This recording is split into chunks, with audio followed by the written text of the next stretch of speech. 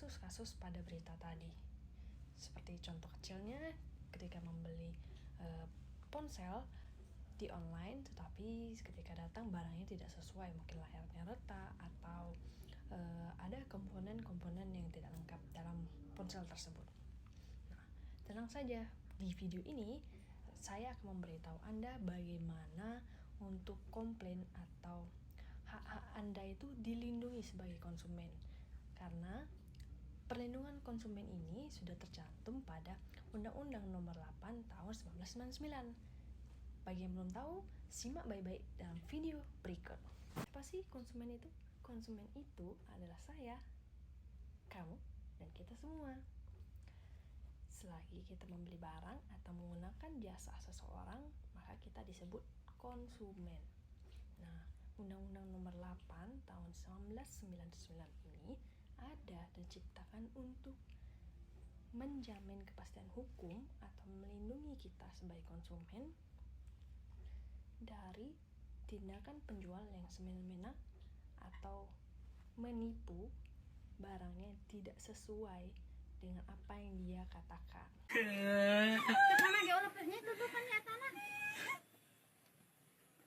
Ya waya naman atas dibuka. Mun tadi maragu pasikeun deui ku abi canak deui atawa atas dibuka wayahna. Atua. Da kumaha deui abi mah teu terangna naon da ya. Yeuna lajada. Atua. Nah, dalam video tadi cukup memprihatinkan bukan, karena konsumen atau si anak tersebut merasa dirugikan karena barang yang didapatkan tidak sesuai dengan dia inginkan. Hal ini telah melanggar beberapa hak yang harusnya didapatkan oleh konsumen dalam Undang-Undang Nomor 8 Tahun 1999. Di antaranya 1, hak atas kenyamanan, keamanan, dan keselamatan. Konsumen berhak mendapatkan barang atau jasa yang sesuai, aman, dan nyaman. Seperti misalnya ketika kita memesan helm, maka helm tersebut harus sesuai standar nasional Indonesia. Ataupun kita memesan makanan, maka makanan tersebut haruslah masih layak untuk dimakan dan tidak basi. Nah, hak yang kedua itu ada hak bebas memilih barang atau jasa, yang dimana penjual itu tidak boleh memaksa seseorang untuk membeli barangnya atau menggunakan jasanya. Maka konsumen itu harus dengan hatinya sendiri, dengan kebebasannya untuk memilih mana barang atau jasa yang dia inginkan. Jika ia menginginkan barang A, maka sales yang C itu tidak boleh memaksa konsumen untuk memilih barangnya yang ia jual tersebut. Yang ketiga itu ada hak untuk mendapatkan informasi yang jujur. Konsumen haruslah mendapatkan informasi yang faktual. Penjual itu tidak boleh berbohong. Konsumen harus benar-benar mengetahui kapan expired date-nya, apa komposisi yang terkandung, dan cara pakainya, garansi. Itu semua harus konsumen ketahui tanpa adanya kebohongan yang dilakukan oleh sales. Yang keempat itu ada hak untuk didengar pendapat atau keluhannya. Nah, bagi teman-teman semua ingin melakukan komplain itu tidak apa-apa, karena itu sudah dijamin dalam Undang-Undang Nomor 8 Tahun 1999 bahwa konsumen itu berhak untuk didengar pendapat atau keluhannya. Komplain itu adalah suatu hal yang normal. Kita bisa menyampaikan kepada sales melalui customer service tentang apa keluhan yang kita alami.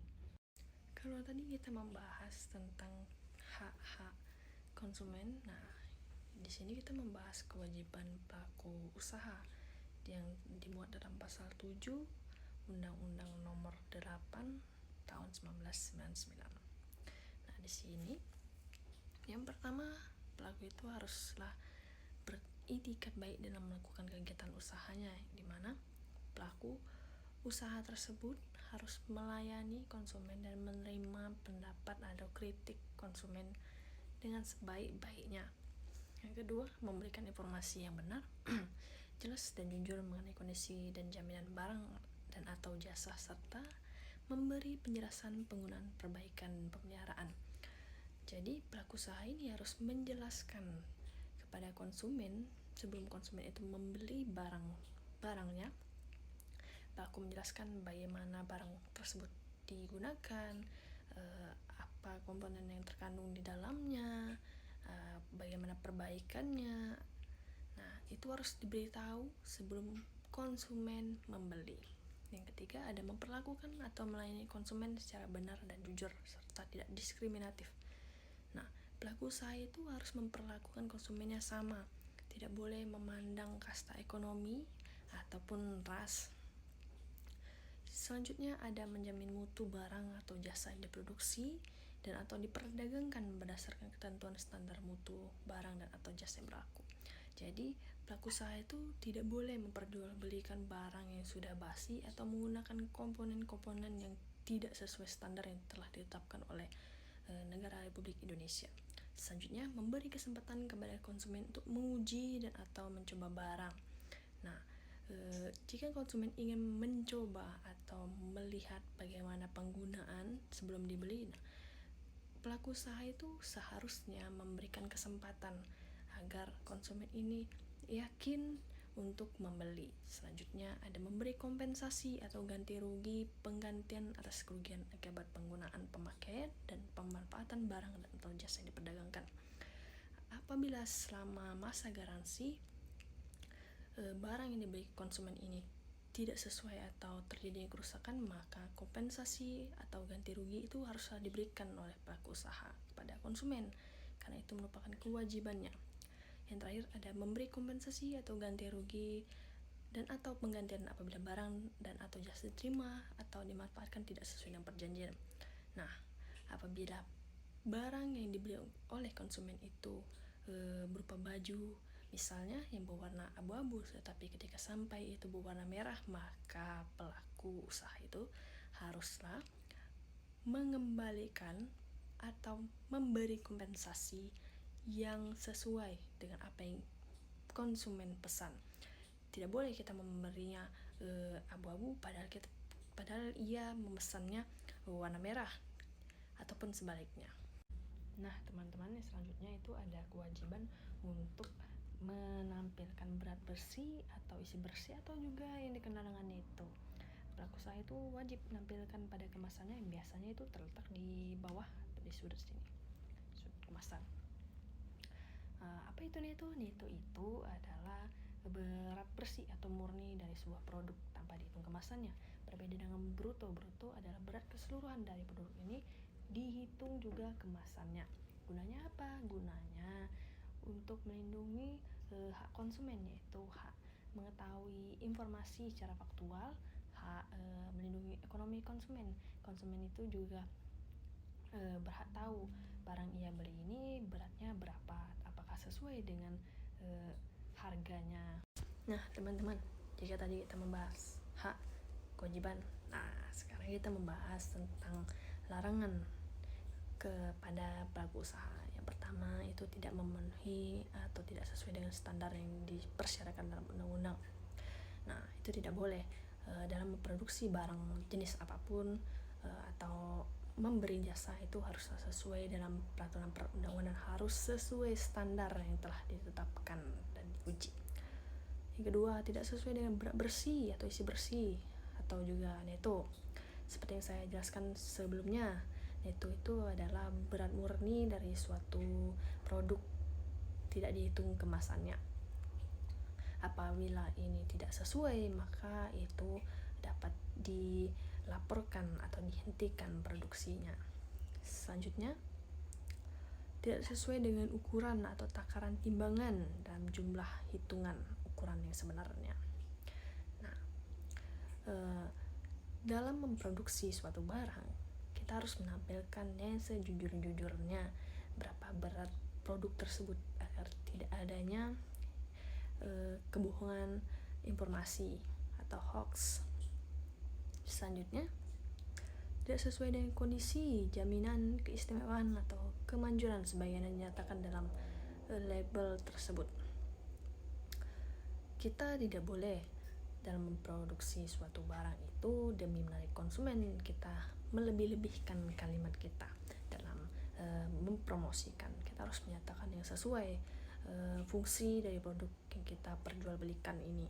Selanjutnya, tidak sesuai dengan mutu, tingkatan, komposisi atau proses pengolahan. Nah, proses pengolahan itu ada standarnya, teman-teman. Itu ditetapkan juga di negara kita, bahwa proses ataupun komponen itu tidak boleh sembarangan, itu diuji terlebih dahulu. Selanjutnya, ada tidak mengikuti ketentuan produksi secara halal. Seperti yang kita ketahui, teman-teman, bahwa masyarakat Indonesia ini mayoritasnya adalah muslim, sehingga pelaku usaha itu harus memberikan label halal apabila komponen yang terkandung di dalamnya benar-benar halal, ataupun non halal atau tidak halal apabila komponen yang terkandung itu tidak bisa dikonsumsi oleh umat muslim. Selanjutnya, tidak mencantumkan tanggal kadaluarsa. Nah, itu berbahaya, teman-teman. Tanggal kadaluarsa itu harus dicantumkan karena itu menyangkut kesehatan konsumen. Selanjutnya, tidak mengikuti ketentuan berproduksi. Itu sudah ya, teman-teman. Selanjutnya, tidak memasang label atau membuat penjelasan barang yang memuat nama barang, ukuran ataupun berat bersih. Nah, dalam memproduksi itu kita harus mencantumkan logo, siapa yang memproduksinya, nama produknya, karena itu sebagai identitas produk juga. Konsumen itu berhak tahu siapa yang memproduksi, berat produk ini berapa, dan sebagainya. Selanjutnya, tidak mencantumkan informasi dan atau petunjuk penggunaan barang dalam bahasa Indonesia.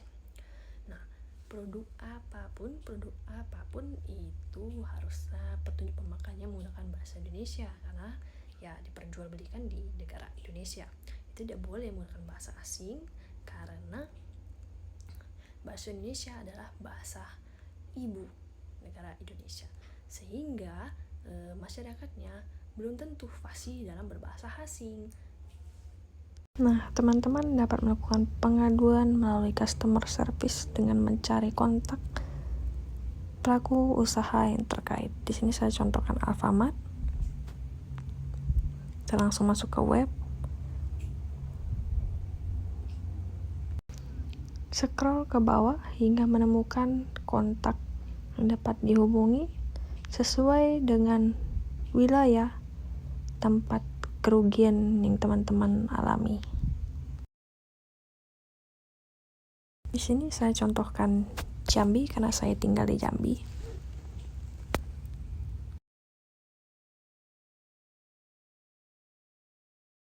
Akan diarahkan ke Google Maps.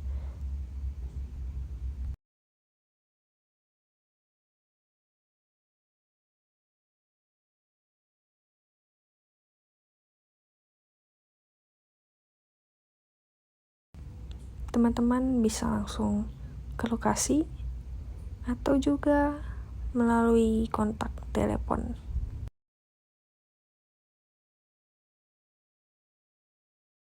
Teman-teman dapat langsung menghubungi nomor terkait yang sudah tercantum dan menyampaikan kendala. Bagaimana ya jika kita sudah melakukan pengaduan kepada customer service tetapi tidak digubris? Nah, langkah selanjutnya dapat berupa pidana, di mana kita melakukan pelaporan kepada polisi setempat dengan melengkapi dokumen pelaporan berupa identitas pelaku usaha. Yang kedua, perjanjian jual beli. Dan yang ketiga, kerugian apa yang dialami.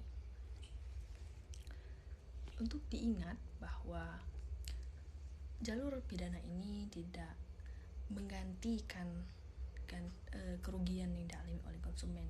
Ini hanya memberikan efek jerat berupa pidana penjara 4-6 tahun dan denda 1 miliar rupiah.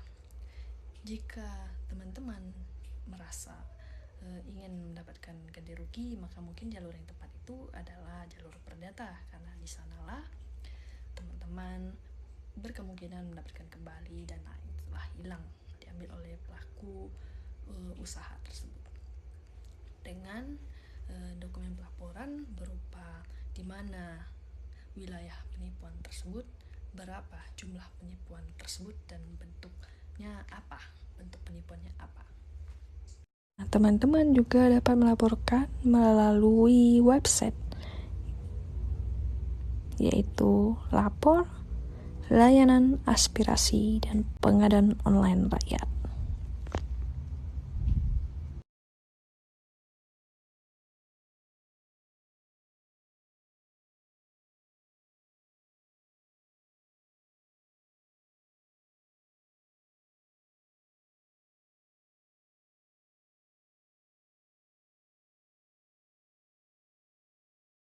Nah, di sini teman-teman dapat mengklasifikasikan laporan berupa pengaduan, aspirasi, atau permintaan informasi.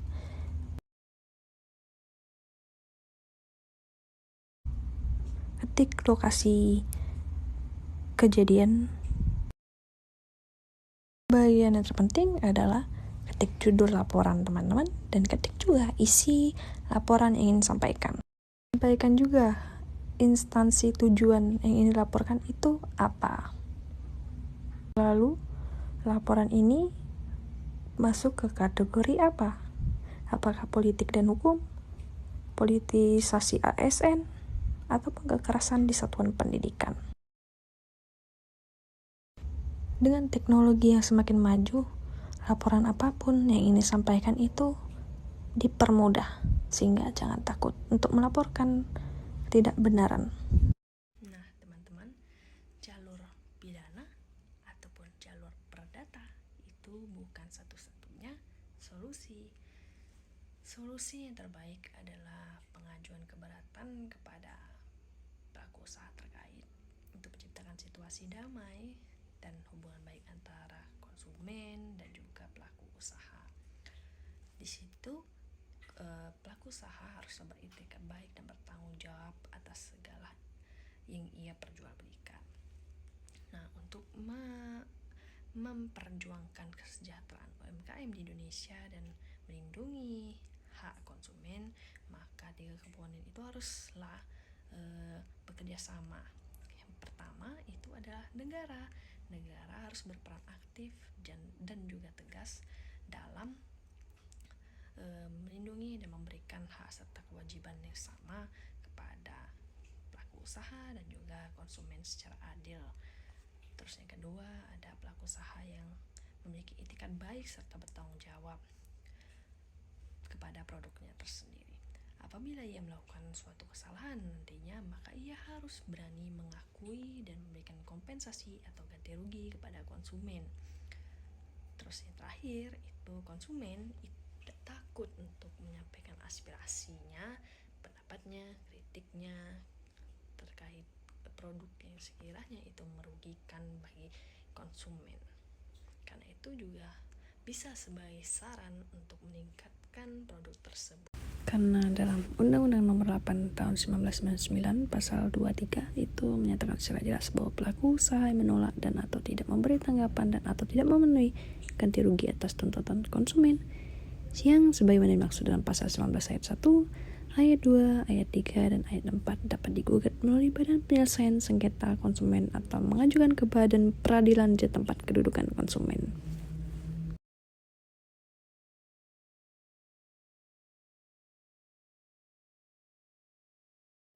Seperti yang saya sampaikan sebelumnya, negara itu juga berperan karena dalam Pasal 29 Undang-Undang Nomor 8 Tahun 1999 itu menyatakan bahwa pemerintah bertanggung jawab atas pembinaan, penyelenggaraan, perlindungan konsumen yang menjamin diperolehnya hak konsumen dan pelaku usaha serta dilaksanakannya kewajiban konsumen dan pelaku usaha.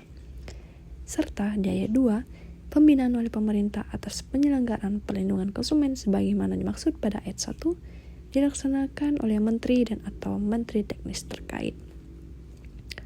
Terus yang ketiga, pada ayat ketiga menyatakan menteri sebagaimana dimaksud pada ayat 2 melakukan koordinasi atas penyelenggaraan perlindungan konsumen.